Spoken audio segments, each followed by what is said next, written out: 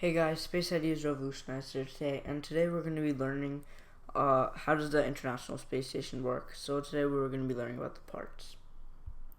So the parts of this station.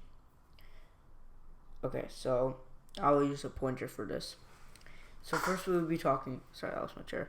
First we will be talking about where these parts are from.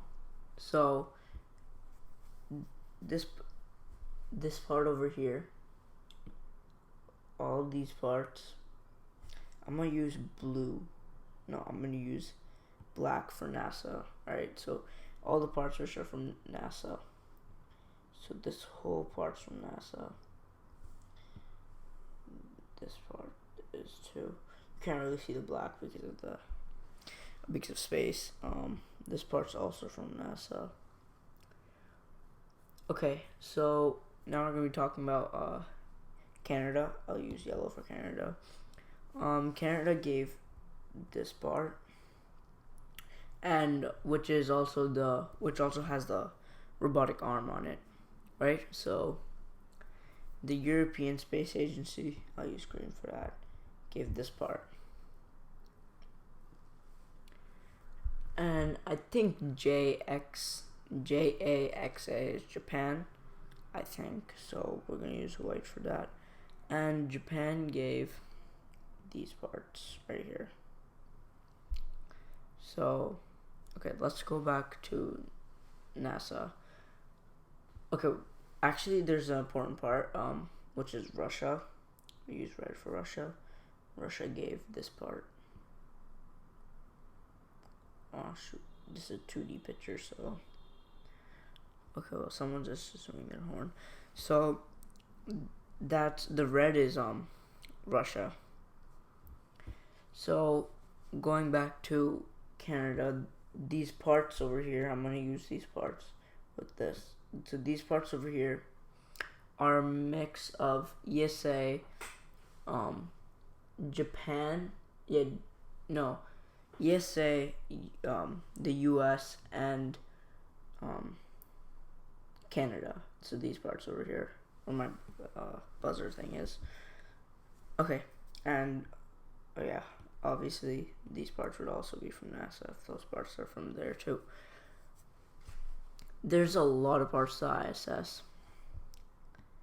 and these little parts. Okay, so these little parts over here are from NASA. Those parts are from NASA. I know this is pretty hard to understand, and that is too. I know this is pretty hard to understand, so just leave it in the comments if you guys need to see like something else on this, because it was pretty hard to understand in the first place for me too. So we did ESA, right? ESA we did in green.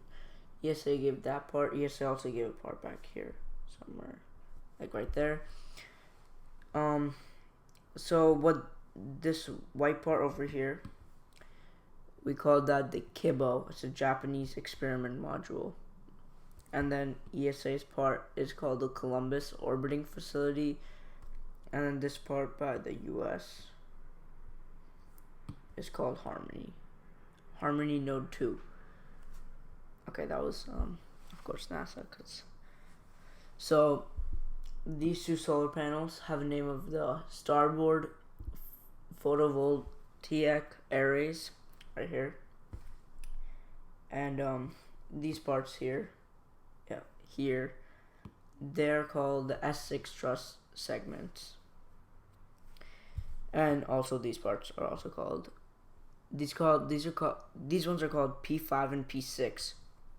So we can know the difference between them.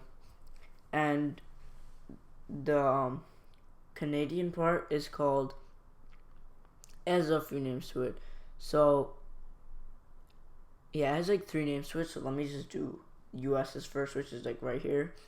There's called the heat rejection subsystem, which is also called HRS radiators. These two, this and this. And the thing which connects up here is called the Z1 truss segment, and the end back here. So this goes in a line and then it goes up. So all the way at the end of this part, we call that the Unity Node 1. and on the side it's called Quest Airlock. And there's a lot of places where like they can dock like the Dragon and other command modules and stuff. So we did Japan's part, we did this part, and there's also a few stuff which goes like here and here, but those are pretty complex names. Okay, going back to Canada. So the Canada arm is here, also here. There's a lot of stuff going on over here. The Canada Arm 2 Space Station Remote Manipulator System is right there. And also in this orange is the Mobile Remote Servicer Base System. And then in the back would also be for Canada. It's called DEXTRE Dextry Special Purpose Dexterous Manipulator.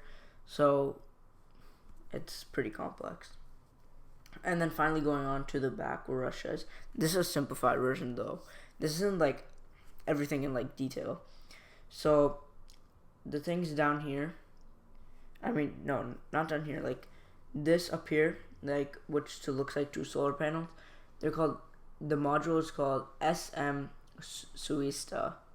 And then the things which go on top of it and bottom of it, they're called the MIM 2 Poisk, and the bottom one is DC1 pairs. And then going ahead to the European module, it's called the FGB Sarja. And then in front of that is another US system called the Pressurized Mating Adapter, which connects. And then on the bottom of this, so if we were to turn this image to the side, on the bottom of this, you would find the MIM1 Rosvojet. That's also another one. Yeah, so over here connecting these is the P5 truss segment and P4 truss segment and then P6 truss segment. So this video is pretty complex to make. I should open that again. This video is pretty complex to make because like the ISS is obviously complex. It goes around us like really fast and it's really advanced. There's currently 6 people living on it. I forgot their names, but I think in December, this is another news, so I might put this as space. Never mind, I won't. It's also, they're gonna start growing like plants on the ISS, which is cool because that would be plants growing in space. I think they're growing chilies first because chilies are like easier to grow or something.